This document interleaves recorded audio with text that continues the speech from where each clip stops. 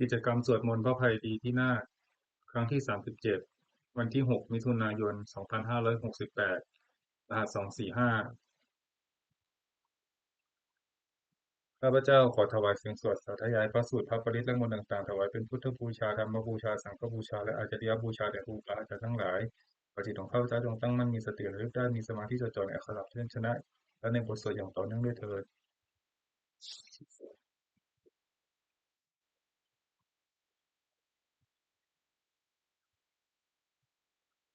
อะระหังสัมมาสัมพุทโธภะคะวาพุทธังภะคะวันตังอภิวาเทมิสวากขาโตภะคะวตาธัมโมธัมมังนัมสสามิสุปฏิปันโนภะคะวะโตสาวกสังโฆสังฆังนามามิ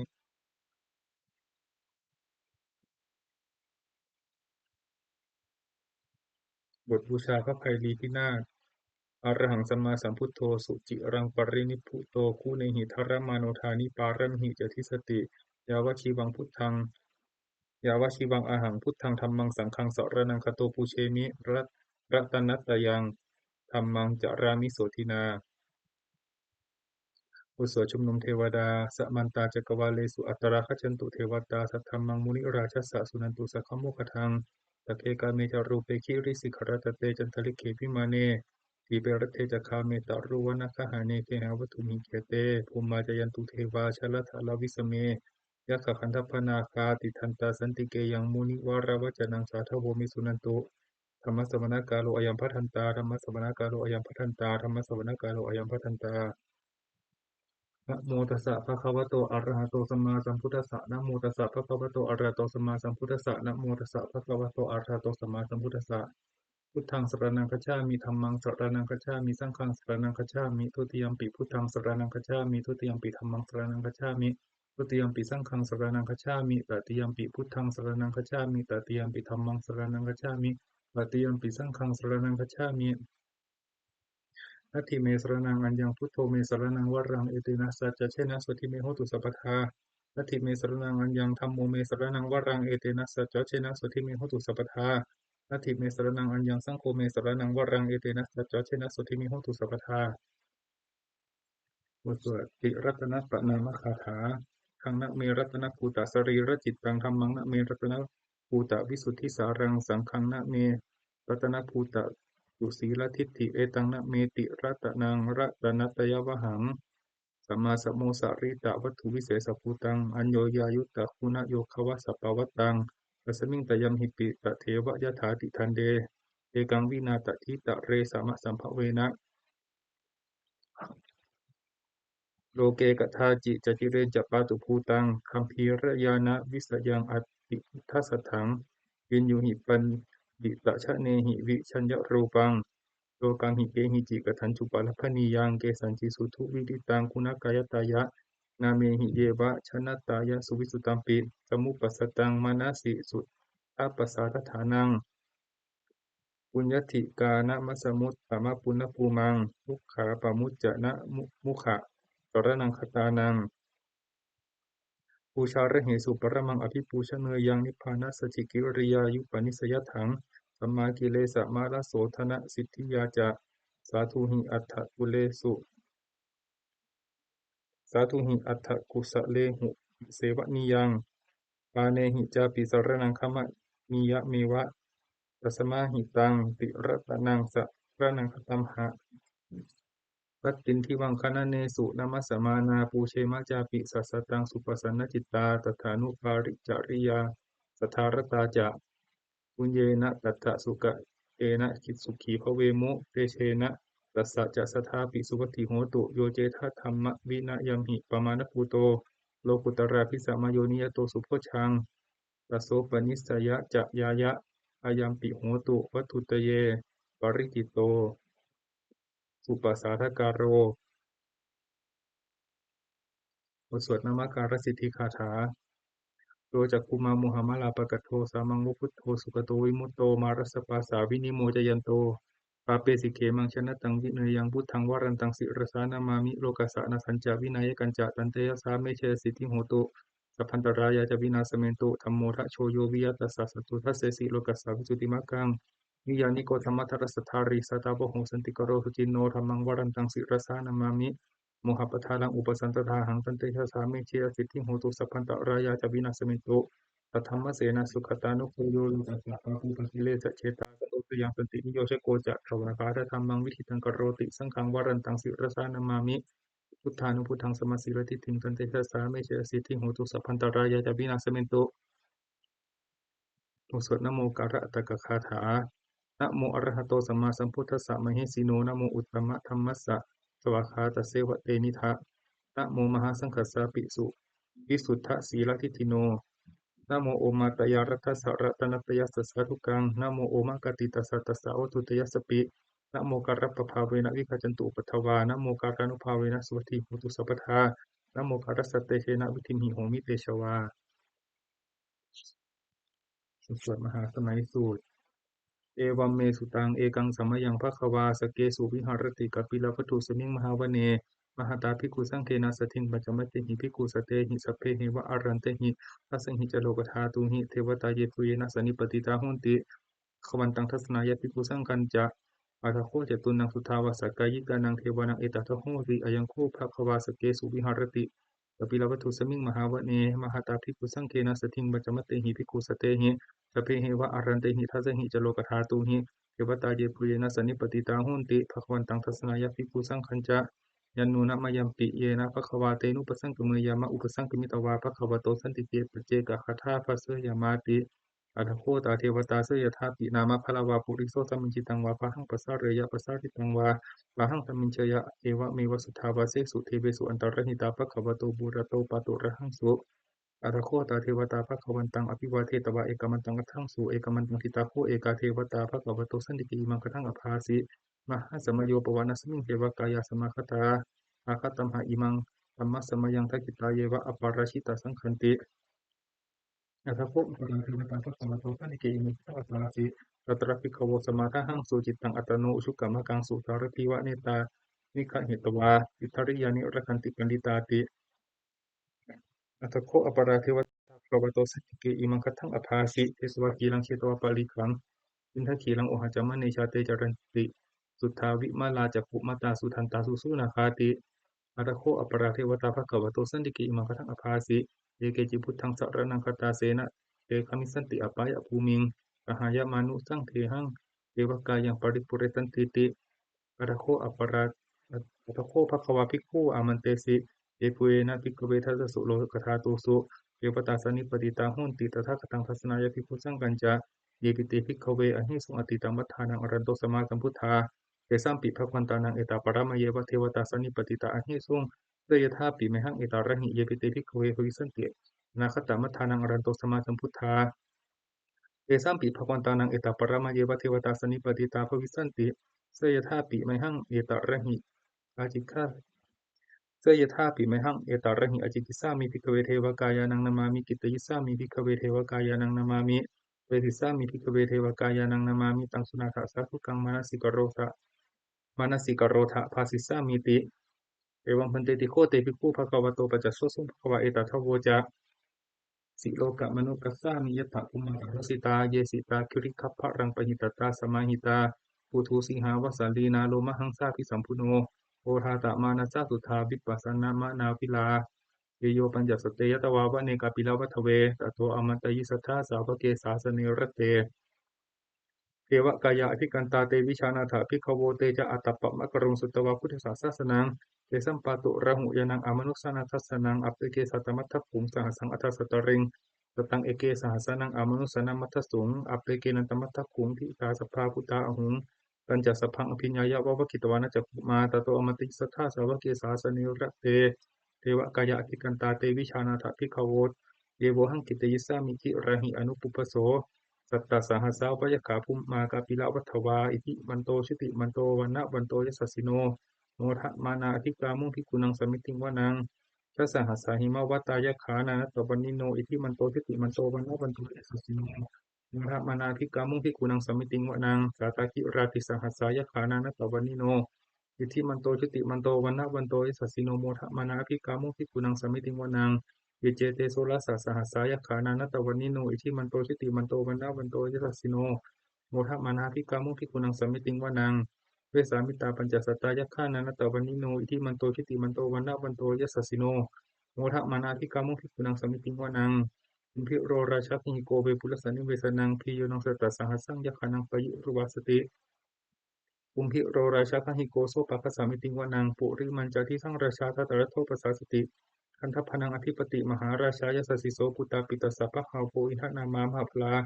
อิทิมันโตชุติมันโตวันนะวันโตยสสิโนโมทะมนาภิกามุขิกุนังสมิติงวานางทักขินันจทิสังราชาวิรุณโหตปสาสติอุมพันดานังอธิปติมหาราชายสสิโสปุตตาปิตสสะปะหาโภอินทนามามหาพลาอิทิมันโตชุติมันโตวันนะวันโตยสสิโนโมทะมนาภิกามุขิกุนังสมิติงวานาง ปัจฉิมันจะที่สร้างราชาวิรูปโภปสาสตินาคนังอธิปติมหาราชายสัสสิโสอุตตาปิตัสสะพะหาโวอินทนามามหาพลายที่มันโตชิติมันโตวันนาวันโตยสัสสิโนโมทมานาภิกามุภิกุนังสมิติงวนังอุตารันจะที่สร้างราชากุเวโรตปสาสติยะขานังอธิปติมหาราชายสัสสิโสอุตตาปิตัสสะพะหาโวอินทนามามหาพลายที่มันโตชิติมันโตวันนาวันโตยสัสสิโนโมทมานาภิกามุภิกุนังสมิติงวนัง ปุริมัติสังฆตรัตโธทักขิเลนะวิรุณหโกปจิเมนะวิรุปโขกุเวโรอุตรังที่สังกตารโรเตมหาราชาสมันตาจตุโรทิสาตดาลมานาทั้งสุวรรณีกาปิดาวัตเวเอสังมายาวิโนทัสสะอคูวันจนิกาสถามายาภูเตนดูเวเตนดูวิตุจวิตุโตสหะจันทโนกรรมเสโตจากกินิคันดุนิคันดุจะปานาโทปมัญโยจะเทวสุโตจะมาตลิอิตาเสโนจะคันทัพโพนาโลราชาเจโนตโพอาคูปัญจสิโกเกวติมพะโรสุริยวัจสา เอเตจันเยจาราชาโนคันธปาสหราชุพิโมทมานาภิกามุทิพุนังสมิติงวนังอาทาคูนัพสานาคาเวสาลาสหัตชกากัมพาลสัตตราคูบายคาสหายติทิยามุนาคตรัตถาจายาคูนาคายสสิโนเอราวันโนมหานาโคโซปะกสมิติงวนังเยนาคาราเชสหัสสหรันติทิพาทิชาปกีวิสุทธจักขูเวหายสาเอวนามัจจปตตาจิตราสุปนาอิติเตสนามังอภยันตทานาคราชนามาสีสุปนโตเกมามกาสิพุทโธ ทันหาหิวาจาหิอุปวะหายันตานาคาสุปันนาสรณะมะกังสุพุทธังชิตาวชิระหะเตนะสมุทังอสุราสิตาปาตโรวัสวัสเสเตอิทิมันโตอิสัสสิโนกาลกัญชามหาพิสมาอสุราสนะเวคัสสาเอปจิติสุจิติจะปหารโทนมุจีสหัสสัตตัญจะสัตตัญจะพลิปุตตานังสัพเพเวโรจนามกาสนหิตวาพลิงเสนังราหุปทังอุปะคัมมุงสัมมาโยธานิพัทันเตภิกขุนังสมิติงวนัง อาโปจะเทวาปฐวีจะเตโชวโยตถาคามุงวรุณาเทวาสมโมจะยสสสะสหะเอตากรุณากายิกาอภูเทวายสสีโนทัสสิเตเทคากายาสเพนานัตตวันิโนอิทิมันโตชิติมันโตวันนะวันโตยสสีโนโมทะมนาภิกามุภิกุนังสมิติงวนังเวนโดจะเทวาสหลีจะอัสมาจุทิเวอัสมาจะทุเวยมาจันทสุปนิสาเทวาจันทมาคุปุรกิตาสุริยสุปนิสาเทวาสุริยมาคุปุรกิตานักขตานิปุรกิตวาอาคุมันทัพลหกา วสุนังวสโวเสโทสโกปะคะปุรินทโททัสเสเตทัสสะทากายาสเพนานะตวันิโนอิทิมันโตจิติมันโตวนะวันโตยิสัสสิโนทะมานาภิกามุงพิปุนังสมิติวนังอาตาคูสาภูเทวาชละมกิสิกขาริวะอริทกาจะโรชาจะอุมาปุปนิพาสิโนวรุณาสัทธรรมาจะอจิตาจะอเนชกาสุเลยะรุจิราอาคูวาสาวเนสิโนทัสเสเตทัสสะทากายาสเพนานะตวันิโนอิทิมันโตจิติมันโตวันนะวันโตยิสัสสิโนโมทะมานาภิกามุงพิปุนังสมิติวนัง สัมมานามหาสัมมานามานุสามานุสุตตมาปิตาปทุสิกาอาคูมโนปทุสิกาอัคาคูหารโยเทวายเจโลหิตวาสิโนปารคามหาปารคาอาคูเทวายสสิโนทัสเสเตทัสสะทากายาสเพนานัตตวันิโนอิทิมันโตจิติมันโตวันนะวันโตยสสิโนโมทะมนาภิกามุภิกุนังสมิติวนังสุกากรุมหาอรุณาอาคูเวคานัสสะสหโอทัตตะไคหาปามุขาอาคูเทวาวิจักขณาตถามัตตาหารัคชามิสกาจายสสิโนปนยังอาคาบัชิโนโยทิสาอภิวิส โยทิสาอภิวัสสติทัสสเตทัสสะทากายาสเพนานัตตวันยิโนอิทิมันโตชิติมันโตวันนะวันโตยสัสสิโนโมทัพมานาภิกามุงภิกุนังสมิติงวนังเกมิยาตุสิตายามาตัตกาจายสัสสิโนลัมพิตกาลมัสเสธาโชตินามาจาอาสวานิมมานารติโนอาคูอัตคูปรนิมิตาทัสเตทัสสะทากายาสเพนานัตตวันนิโนอิทิมันโตชิติมันโตวันนะวันโตยสัสสิโนโมทัพมานาภิกามุงภิกุนังสมิติงวนัง กเทเตเทวนิกายาสเพนานะตวันิโนนามันวะเยนะอคันชุงเยจันเยสติสาสหะปวุฒชาติมัคคิลังโอคตินะมนัสสวังทัคเคโมคตารังนะคังรันทังวะอสิตาติตังสุพรมาปรมัตโตจะอิปุตตะอิทิมโตสหะสนังกุมารโรติโสจะโสปะคะสามิติงวะนังสหัสพรหมโลกานังมหาพรหมาพิติตติปาปันโนทิติมันโตพิสมากายโยยสัสสิโสพระเสถาอิสระอาภูปเจกวัสวัติโน ยสัญจมัชโตอาคาหาริโตปริวาริโตเตจะสัพเพทิกันเตสินเทเทเวสัพพมะเกมารเสนาภิกามิปัสสะกันหสะมันทิยังเอถาคันหถะพุทธถาระเกนะปันธามัตุโวสัมมันตาปริวาเรถามาโวมัจิตาโกจินังอิติตถามหาเสนุกันหเสนาอเปตเยปานินาตละมหาจัสสารังคตวนาเพระวังยะธาปะวุสโกเมโกคณะยันโตสวิจุโกทาโสปจุทาวติสังกุโทอัตยังวเสตันจะสัพพังอภิญญายะวะกิตวานะจักกุมาตโตอมันตยิสัทธาสาวเกสาสเนรเตมารเสนาภิกันตาเตวิชานาสัตโกโวเตจะอัตตปะมะครุงสุตบะพุทธศาสนังวิตาราคิหิปกามุงเนสังลุมัมปิอินชยงสัพเพวิชิตาสังฆมาพยาติตายะสสิโนโมทันติสังภูเตหิชิตาวกาเตชนิสุตาติบทสวดมัคคลสุตังเสวนาจะพาลานังนันปันติตานันจะเสวนาปูชาจะปูชนียานังเอตัมมังคลุมุตตมังปฏิรูปเทสาวาโซจะปุเพจะกตาปุญญตาปัตตสัมมาปณิทิจะเอตัมมังคลุมุตตมังพังหูสัจจันจะสิบปัญจวินโยจะสุสิกิโตสุภาสิตาจะยาวาจาเอตัมมังคลุมุตตมังมาตาปิตุอุปัฏฐานังปุตตะธารสสังขโหอนาคุลาจะกัมมันตาเอตัมมังคลุมุตตมังทานันจะธรรมจริยาจะยาตกานันจะสังขโหอนาวัชชานิกัมมานิเอตัมมังคลุมุตตมังอารติวิรติปาปามัจจปานาจะสัญญโมอัปปมาโทจะธรรมเมสุเอตัมมังคลุมุตตมังคารโวจะนิวัตโตจะสันตุถีจะกตัญญูตากาลินธรรมะสวนังเอตัมมังคลุมุตตมังขันติจะโสวัจขันติจะโสวะจะสตาสัมมานานังจะทัสสนังกาเลนะธรรมะสากจาเอตัมมังคลุมุตตมังตัปโปจะพรหมจริยันจะอริยสัจจานัสสนังนิพพานัสสชิกิริยาจะเอตัมมังคลุมุตตมังพุทธสัจโลกธรรมเมหิจิตตังยสันนกัมปติอโศกังวิรชังเขมังเอตัมมังคลุมุตตมังเอตาทิสานิกตานะสัพพธรรมปราชิตาสัพพทาโสทิงขจันติตันเตสังมังคลุมุตตมันติโอโสรัตนปริตยังกิจจิวิตังอิทาวาหุรังวาสเคสุบายังรัตนังปณิตังนะโมสมังอธิตถากเตนะอิทันติพุทเทรัตนังปณิตังเอเตนะสเจนะสวติโหตุขะยังวิระคังอมตังปณิตังยตชะคาสกยมุนีสมาหิโตนาเตนะธรรมเมนะสมาธิกินจิอิทัมปิธรรมเมรัตนังปณิตังเอเตนะสเจนะสวติโหตุสัมพุทธเสโทปริวานายิจิงสมาธิมานันตริกัญญมาหุสมาธินาเตนะสมโมนวิชติอิทัมปิธรรมเมรัตนังปณิตังเอเตนะสเจนะสวติโหตุเยปุคลาอัฏฐสตังปัสสทาจตาริเอตานิยุคานิหุนติเตทะคินียสุขสัสสะสาวกา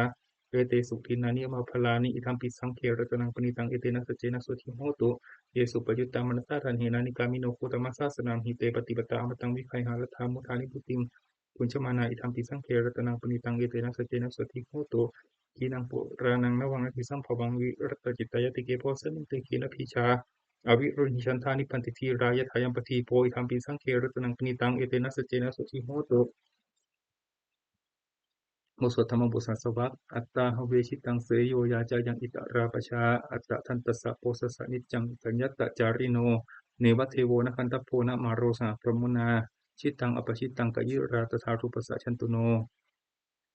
บทสวดเกสปุตตสูตรภาสิตมิทังเตนะภควตาชานตาปัสสตาอรหัตตสัมมาสัมพุทเทนะเอธาตุมเหมาอนุสเวนะมาประมักปรายะมาอิติกิรายะมาปิตกสิมปทานินะมาตกเหตุมานยคะเหนะมาอาการปริวิตเกนะมาทิฏฐินิชานขันติยามาภครูปตายะมาสมโนโนคารุยถาตุเมเหอัตตนาวชเนยถาอิเมธรรมาอกุศลาอิเมธรรมาสวัชชาอิเมธรรมาวินยูครหิตาอิเมธรรมาสมัตตาสมาธินาสมาธินาอะหิตายะทุกขายะสังวตันติอัตตุเมเหปะชะเนยถายะถาตุมเหอัตตนาวชเนยถาอิเมธรรมากุศลาอิเมธรรมาอนัวัชชาอิเมธรรมาวินยูปัสสัทธาอิเมธรรมาสมัตตาสมาธินาหิตายะสุขายะสังวตันติอัตตุเมเหอุปสัมปชะวิหะเรยถาติอุปนิยสูตรอุปนิยติชีวิตมัปปมายังชรูปนิตัสสะนัตตันติตานาเอตังพยังมรณเปกขมาโนปุญญานิกยิราธะสุขาวหานิอุปนิยติชีวิตมัปปมายังชรูปนิตัสสะนัตตันติตานาเอตังพยังมรณเปกขมาโนโลกามิสังปชะหิสันติเปโขโลทากายนะสังยะโมวาจายะอุทะเจตสาตังตสสะเปตัสสะสุขายะโหติยังชีวมานุปกโรติปุญญังธัมโมหเวรคติธรรมจาริงธรรมโมสุจินโนสุขมาวหาติเอสานิสังโสเมสุจินเนนะทุกขติงคจติธรรมจารีสัพเพสังขารานิจจาติยถาปัญญยปัสสติอดานิปินตติทุกเขสัมโควิสุทธิยาสัพเพสังขาราทุกขาติยถาปัญญยปัสสติอัฏฐานิพินตติทุกเขสัมโควิสุทธิยาสัพเพธัมมานัตตาติยถาปัญญยปัสสติอัฏฐานิพินตติทุกเขสัมโควิสุทธิยาสัพเพธัมมานัตตาติยถาปัญญยปัสสติ อัฏฐานิพินตติทุกเขสัมโควิสุทธิยาสัพเพธัมมานัตตาติยถาปัญญยปัสสติ อัฏฐานิพินตติทุกเขสัมโควิสุทธิยาสัพเพธัมมานัตตาติยถาปัญญยปัสสติ อัฏฐานิพินตติทุกเขสัมโควิสุทธิยา สวดอปานกชาดกอปานกัฏฐานะเมเกทุติยังอาหุตกิกาเอตทัญญายะเมทาวิตังคันเหยะอปานกังพาหุงเวสรนังยันติปปตานิวานานิจะอารามารุขเจตยานิมนุสสาปยตจิตาเนตังโคสรนังเขมังเนตังสรณมุตตมังเนตังสรณมาคมัสสะปะทุกขาปมุจจติจะพุทธันจะธรรมันจะสังฆันจะสรนังคโตจะตาริอริยจานิสมัปปัญญายะปัสสติทุกขังทุกขสมุปบาทังทุกขสัจจติกัมมังอริยัญจะทั้งขีกังทุกขุปสมัคคามินัง เอตังโคสรนังเขมังเอตังสรณมุตตมังเอตังสรณมาคมัสสะปะทุกขาปมุจจติ อุสคัตถิกรัตตคาถาอตีตังนานวาคัมเมยะนัปปฏิกังเขอนาคตังบุคคลไม่ควรคำนึงถึงสิ่งที่ล่วงแล้วไม่ควรมุ่งหวังสิ่งที่ยังมาไม่ถึงยัตถตีตังปะหีนันตังอัปปัตตัญจะอนาคตังสิ่งใดล่วงไปแล้วสิ่งนั้นก็เป็นอันลับไปแล้วสิ่งที่ยังไม่มาถึงก็เป็นอันยังไม่ถึงปัจจุบันนันจะโยธรรมังตัตถาวิปัสสติอสังหิรังอสังกุปตังตังวิทามะนุปโรหเยก็บุคคลใดเห็นแจ้งในธรรมปัจจุบันไม่งอนแง่นไม่คลอนแคลนในธรรมนั้นได้บุคคลนั้นพึงเจริญธรรมนั้นหนึ่งให้ปลูกปลงเถิด ปัจเชปกิจจะมาตับปังโกชัญญามรณังสุเวคุณทำความเพียรเสียในวันนี้แหละใครเราจะรู้ความตายในวันพรุ่งนาหิโนสังคารันเตนะมหาเสเนนะมัจจุนาเพราะว่าความผักเพียรกับมัจจุราชผู้มีเสนามากนั้นย่อมไม่มีแก่เราทั้งหลายเอวังวิหาริมาตาปิงอโหรัตตมะสันทิตังตังเวพัทเทกรัตโตติสันโตอจิกเตมุนิติแล้วมุนีผู้สงบย่อมเรียกบุคคลผู้มีความเพียรอย่างนี้มีความเพียรไม่เกียจคร้านทั้งกลางวันกลางคืนนั้นแหละว่าผู้มีราตรีหนึ่งเจริญด้วยประการชนี้แล บทสวดอภินหปัจจเวคคณปาฐะชราธรรมโมหิชรังอนัตติโตเรามีความแก่เป็นธรรมดาเราจะล่วงพ้นความแก่ไปไม่ได้พยาธิธรรมโมหิพยาธิอนัตติโตเรามีความเจ็บไข้เป็นธรรมดาเราจะล่วงพ้นความเจ็บไข้ไปไม่ได้มรณะธรรมโมหิมรณะอนัตติโตเรามีความตายเป็นธรรมดาเราจะล่วงพ้นความตายไปไม่ได้สัพเพหิเมปิเยหิมนาเปหินานาภาโววินาภาโวเราจะเราเป็นต่างๆเพราะว่าเราจะต้องพัดพรากจากของรักของเจริญใจทั้งหลายกรรมสกมหิกรรมทายาทุกรรมโยนิกรรมพันธุกรรมปฏิสรโน เรามีกรรมเป็นของตนมีกรรมเป็นผู้ให้ผลมีกรรมเป็นแดนเกิดมีกรรมเป็นที่ตามมีกรรมเป็นที่พึ่งอาศัยอย่างกรรมกริสามีกัลยาณังวาปะปะกังวาตัสสะเตโทภวิสามีเราทำกรรมอันใดไว้บุญหรือเป็นบาปเราจะเป็นทายาทว่าเราจะต้องได้รับผลของกรรมนั้นสืบไปเอวังอัมเหหิอภินหังปัจจเวคิตพังเราทั้งหลายควรพิจารณาอย่างนี้ทุกๆวันเถิด บทสวดเทวตาอุโยชนะคาถาทุกขปัตตาเจนิทุกขาพยาปัตตาเจนิพยาโสกปัตตาเจนิโสกาหงตุสัพเพปิปานิโนเอตาวตาจะอมิหิสัมปะตังปุญญสัมปทังสัพเพเทวานุโมทันตุสัพพะสัมปติสิทธิยาทานังขันตุสัทธายะสีลังรักขันตุสัพพทาภาวนาภิรตาโหนตุคัจฉันตุเทวตาคตาสัพเพพุทธาภลปัตตาปเจกนันจะยังพลังอรันตานันจะเตชะนะรัสสังมทามิสัพพโส โอสถเทวตาปฏิทานาคาถาอาญาเทวตาสันติวิหารวาสินีเตคะเรพุทธิคะเรตหิงตาธรรมทาเนนะภวันตุปูชิตาโสติงกรณเตถาวิหารมันดาเลเทราจมัชฌานวกาจปิกขโวสารามิกาธนาปฏิอุปสกาคามาจเทสานิกามาจอิสราจันปานากูตาสุกิตาภวันตุเตยะลาภูชาเยปิจอันดสัมภวาสังเสรชาตาอัทโวปปาติกานิยานิกังธรรมวรังปฏิเตเต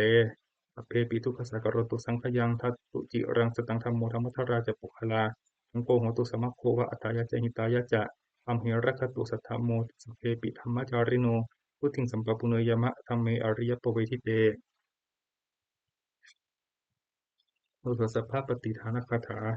ปุญญสิทธานิกตัสสะยานัญญานิกตานิเมเตสัญจะภาคิโนโหนตุสัตตานันตาปมานากาเยปิยาคุณวันตาจามหังมาตาปิตาทโยทิฏฐาเมจารทิฏฐาวาอัญเยมชตเวริโนสัตตาทิตันติโลกัสสมิงเตภูมาจตุโยนิกาปเจกะจตุโวการาสังสารันตาภวะภเวยาตังเยปฏิทานามิอนุโมทตุเตสยังเยจิมังนปชานันติเทวเตสังนิเวทยุงมะยาทินานะปุญญานังอนุโมทนาเหตุนา สัพเพสัตตาสัตตาโหนตุอเวราสุขาชีวิโนเกมะปะทันจะปักปนตุเตสาสาสิจตังสุภา ขอสัตว์ทั้งหลายไม่มีที่สุดไม่มีประมาณจงเป็นผู้มีส่วนบุญแห่งข้าพเจ้าที่ทำในบัดนี้และแห่งบุญอื่นทั้งหลายที่ข้าพเจ้าได้ทำไว้ก่อนแล้วคือเจริญใดผู้เป็นที่รักผู้มีคุณมีมารดาและบิดาของข้าพเจ้าเป็นต้นที่ข้าพเจ้าได้เห็นหรือแม้ไม่ได้เห็นก็ดีและสัตว์ทั้งหลายอื่นที่เป็นกลางหรือมีเวรกันตั้งอยู่ในโลกสัตว์ทั้งหลายตั้งอยู่ในโลกอยู่ในภูมิทั้งสามมีในกำเนิดทั้งสี่มีขันธ์ห้าและขันธ์หนึ่งและขันธ์สี่กำลังท่องเที่ยวในภพน้อยภพใหญ่สัตว์เหล่าใดทราบกันให้ส่วนบุญที่ข้าพเจ้าแผ่ให้แล้วขอสัตว์เหล่านั้นจงอนุโมทนาทานเองเถิดส่วนสัตว์เหล่าใดที่ยังไม่ทราบกันให้ส่วนบุญของข้าพเจ้านี้ ขอเทวดาทั้งหลายจงบอกแก่สัตว์เหล่านั้นให้รู้ว่าเหตุคืออนุโมทนาบุญทั้งหลายที่ข้าพเจ้าแผ่ให้แล้วขอสัตว์ทั้งปวงจงอย่ามีเวรอยู่เป็นสุขเสมอเถิดและจงถึงทางอันเกษมเถิดขอความปรารถนาขอความปรารถนาอันดีของสัตว์เหล่านั้นจงสำเร็จเถิด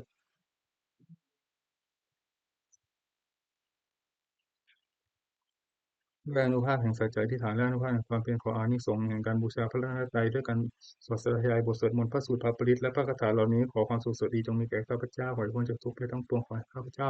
เจริญทั้งทางโลกและทางธรรมขอตัวเทพเทวดาทั้งหลายขอตัวเทพเทวดาทั้งหลายโปรดอนุโมทนาในการสวด